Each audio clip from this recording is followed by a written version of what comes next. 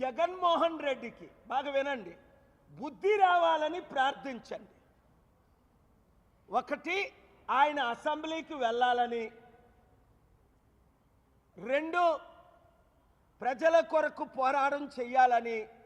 మూడు, అసెంబ్లీలో ప్రశ్నించాలని.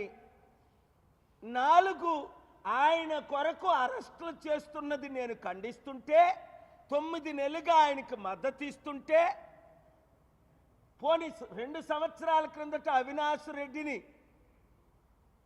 అరెస్ట్ చేస్తుంటే 3000 మంది సిబిఐలు వచ్చి నేను తీవ్రంగా ఖండిస్తే, అవినాష్ రెడ్డి కనీసం థ్యాంక్స్ చెప్తానని అరే కేఏ పాల్ని కలొద్దు, వందనాలు చెప్పొద్దు. దేవుడు నీతో ఉండగా జగన్మోహన్ రెడ్డి, నేను నీతో ఉండగా నీకు హాని జరగదు.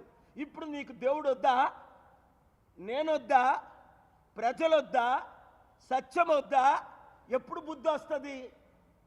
వంశీ అయిపోయాడు. ఇప్పుడు ఎవరు పోసాని కృష్ణమురళి పాపం ఆయన నాకు కాల్ చేశాడు 3-4 సార్లు. ఇంటర్వ్యూ ఏదో హెచ్టీవీ కొరకు దేనికో హై టీవీ ఇంటర్వ్యూ చేయమని 2 years బ్యాక్. హిట్ టీవీ ఆయన నేను ఎప్పుడు కలవలే. ఆయన మీద 14 కేసులాట. ఏమనంటే బూతులు తిట్టాడు. బూతులు తిట్ల మీద కేసులు పెట్టాలి, అన్పార్లమెంటరీ వర్డ్స్. కానీ పవన్ కళ్యాణ్ ఒరే నీ బట్టలు పీకి నిన్ను నడి రోడ్డు మీద నడిపిస్తాను అన్నోడి మీద కేసులు పెట్టరా? లేని వివాదాన్ని లడ్డూ వివాదం పెట్టినప్పుడు కేసులు పెట్టరా?